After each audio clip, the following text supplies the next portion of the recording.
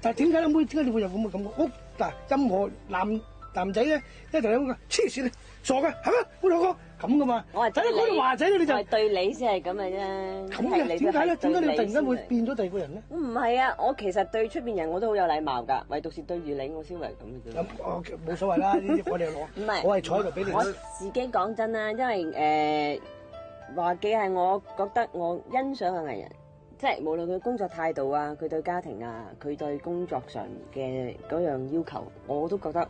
你幾時知道佢對家庭有嘢啊？我哋真係好熟㗎，你知唔知？係。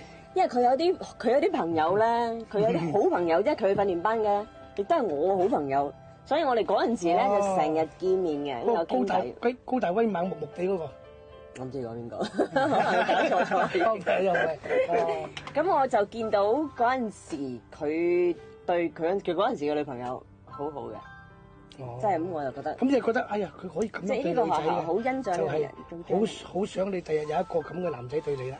就因為咁樣就產生一種咁咪令人哋誤會咗咯。係，其實冇嘅，咪欣賞，齋欣賞嘅啫，擺屋企嘅。你講啊，我唔同佢講嘢啫。唔好同佢講呢啲。咁啊，佢就係咁樣啊。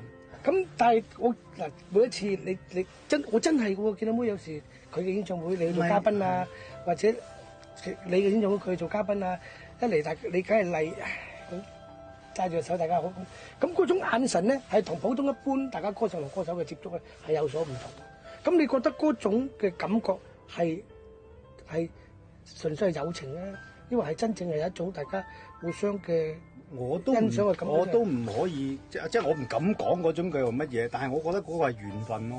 即係嗰個係緣分咯。咁其實緣分呢樣嘢就好奇怪，即係咁多年你話我哋係咪真係好似我其他朋友咁日日都見面啊，或者乜嘢啊咁樣？唔使嘅。但係即係大家見面嘅時候咧，就會覺得咦總之我有乜嘢佢會出嚟幫我啦。咁亦都等於無論佢有乜嘢，我都會攞出嚟幫佢啦。咁咪夠啦。